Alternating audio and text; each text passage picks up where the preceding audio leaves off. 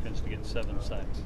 Man, it was pretty satisfying. I think we had a good time being out there with our brothers and playing for each other and just having a great time making plays and executing all day on Saturday. Going into the game, did you think you might be able to have a game like that as a defense? Yeah, I definitely think we did because we executed it all week in our game plan throughout the practice weekend. We came out on Saturday and we did what we were supposed to do. How would you describe the first half of the season for you guys? I would say it hasn't been as successful as we wanted it to be, but I think we still got a lot of football to play going in the next half of the season, and I think we'll do a great job with executing our game plan each week. What do you feel like is the main thing that you guys are emphasizing into this week and beyond? Just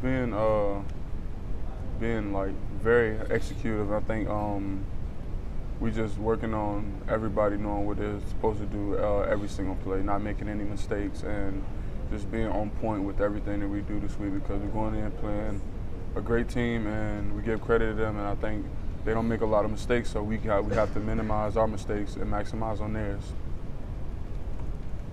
Playing Alabama this week, I mean, it's a rivalry game that means a lot to a lot of people. What does it mean to you? Man, I mean everything to me, man. It's a little cigar game, you know. Whoever wins get to smoke that cigar. We ain't never got it yet, so that's what we're looking to go do. We're looking to go play. We're looking to go win. You know how it's gonna go, man. What impresses you most about Alabama?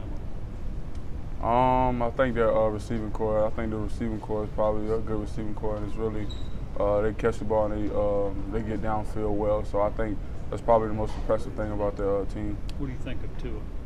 I think Tua's decent, and he know how to get those guys the ball in a lot of different situations. So how would you describe your guy Rex at games? Can you say that again? How would you describe your guy Rex at games? I don't even know what you said, bro. Rex over at games? Rex. Shop? Oh, I didn't even know what it was called, but our barbershop nice, it's straight. We just be in there, everybody when we get the barbers come in and they cut everybody up, get everybody fresh for the weekend. Darrell, does it help going into this game, coming off a win, gain that confidence, coming off of Mississippi State, going into Alabama? Yeah. I think it gives us a lot of confidence going in this game, man. Got a big win on Saturday, and we're looking to get another one this Saturday, so you know what's going on. What do you think about Daniel Batuli as a player? Bill, so I have a question. Do you plan on creating another hashtag? And if you do, what is that going to be? Man, if people get out here, I'm not making no more hashtags, bro. Oh man, yeah, Daniel, man, that's my brother, man. Been here with him for a while now. I think we just created a bond where we know when we just look at each other, we know what we're supposed to do. We know if we're not doing something right, all we gotta do is get each other a look, and we gotta step it up. And I think he's been in the heart and soul of our defense, just like I have, and we've created that bond where we can just come to each other about anything. Alabama's favored by about 35 points. Do you care? Does that bother you? What's your reaction to that? Man, we don't care about none of that, man. It's just what people think. That's what people think in their head. We can't tell nobody about their own opinion, so all we got to do is worry about what we control, and that's playing good on defense every snap, every Saturday. Would you talk a little bit also about how the defensive line controlled Mississippi State up front, the things that you did? Man, I think we just played physical all day, and we ran to the ball, and we made a lot of plays, and I think that helped our back end. Our back end, they covered us up real well, and that's how we were able to get 7 sacks because those guys did well in the back end. They ended up getting 3 interceptions, so I give credit to those guys 100% because we wouldn't have got those sacks without them. Darrell, how much was studying film and knowing what they were going to do so you guys would be prepared for this opportunity? Yeah, man, we studied film all week. I mean, we were studying hard too. We just just certain things that their O-linemen were giving away in the running pass game. So we were studying that really hard, just keying on that so that we can have the best opportunity to win. South Carolina beat Georgia last week, like a 24-25 point underdog. Is that something that coaches kind of brought up as something y'all use as motivation? Just the idea anything can happen in this league, no matter how much of an underdog it might be? Yeah, we sort of talk about like every team can lose, whether they're great or whether they're a bad team. Any team can lose or win. And we definitely use South Carolina and Georgia as an example because everybody had them as underdogs and they beat Georgia. And I'm pretty sure we can do the same thing. Everybody doubting us and we just laying in the weeds ready to attack. When you look at this rivalry, Darrell, the fact that Tennessee's come up short since you've been here, How do you see it in your point of view? Does it make you not like Alabama even more so?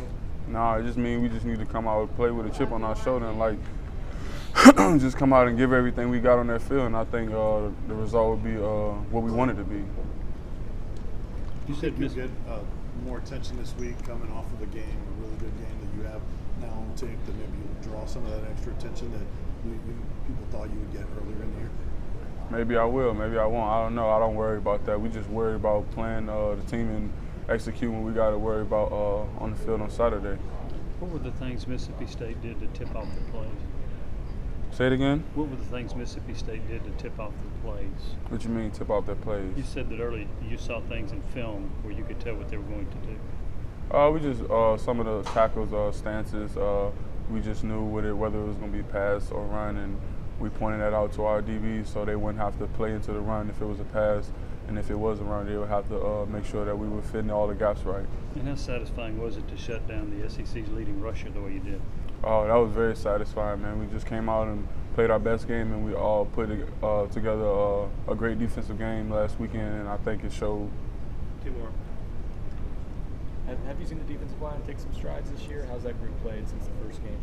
Man, I think the defensive line is definitely taking some strides this year, man. They've been playing better each and every week, and I think we've been stressing that we need to control the line of scrimmage up front, and that's where it starts. So I think those guys have definitely made great strides toward being successful each week. Okay. Thanks, DT. Appreciate it. Yep.